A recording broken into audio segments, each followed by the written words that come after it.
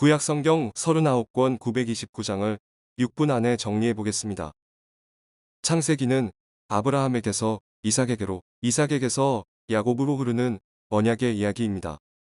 출애굽기는 개인에게로 흐르던 언약을 이스라엘 민족으로 확장합니다. 애굽에서 시내산으로 이동하고 여러 사건을 통해 이스라엘 백성은 하나님을 원망합니다. 출애굽기 32장에서 34장, 모세가 시내산 꼭대기에 있을 때 이스라엘 백성들은 금송아지를 만들게 됩니다. 우리는 금송아지를 왜 만들었는지를 기억해야 합니다. 레위기 전체는 약속의 땅 가나안으로 들어가기 위해 준비하는 이야기입니다. 이대로 하면 살고 이대로 하지 않으면 죽는다. 레위기 16장 대속죄일에 대한 내용 중 스스로 모든 죄를 다 끄집어내서 지성소까지 들어가는 이야기를 기억하면 좋겠습니다. 민수기에서 1장과 26장에서 인구조사를 합니다. 26장에서 한 번 더 하는 이유는 25장 시띠므맹 사건 때문입니다.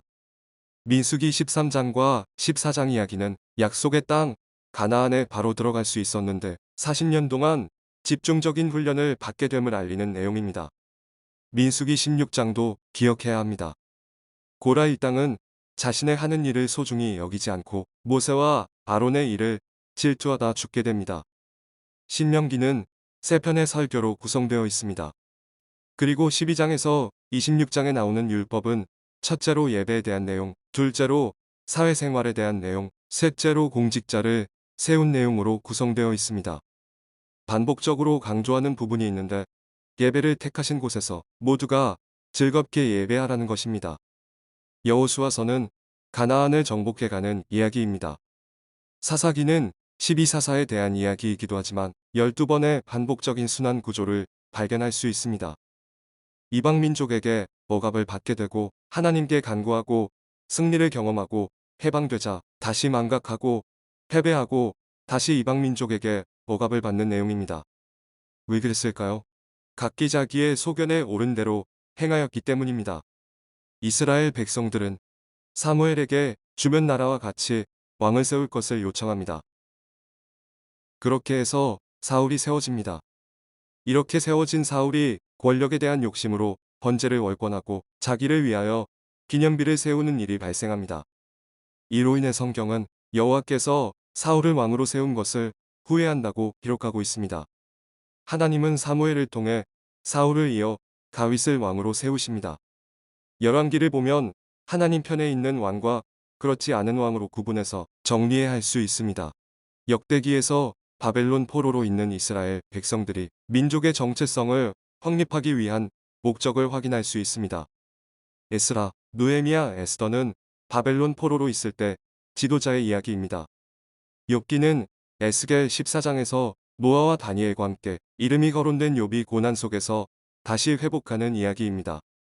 회복의 시작은 그동안 귀로 듣기만 했던 내용을 이제는 눈으로 보게 되었다는 고백부터입니다.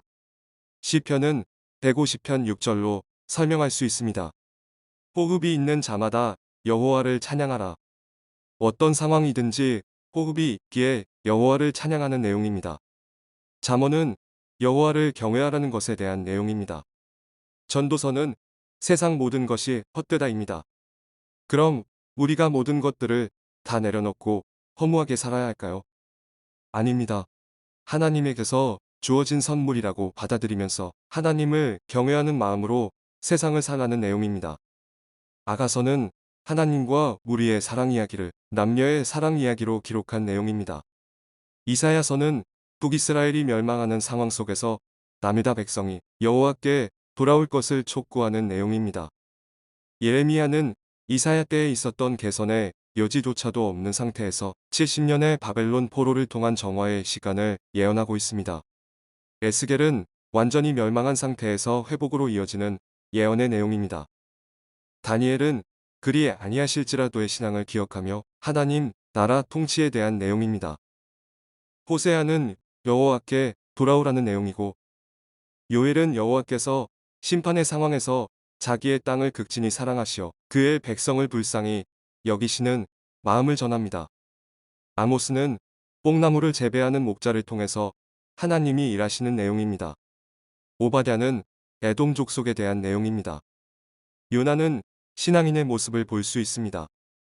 정말 이것만은 안 된다는 것, 이것만은 내가 내줄 수 없다는 것을 요구하실 때 우리의 모습을 볼 수 있습니다.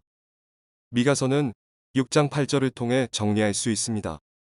기억해야 하는 두 가지는 인자를 사랑하며 겸손하게 내 하나님과 함께 행하는 것입니다.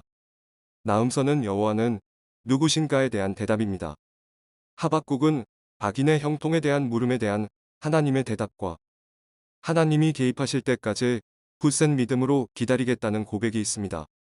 스바냐에서는 하나님이 요구하시는 것은 정의와 겸손임을 말씀합니다.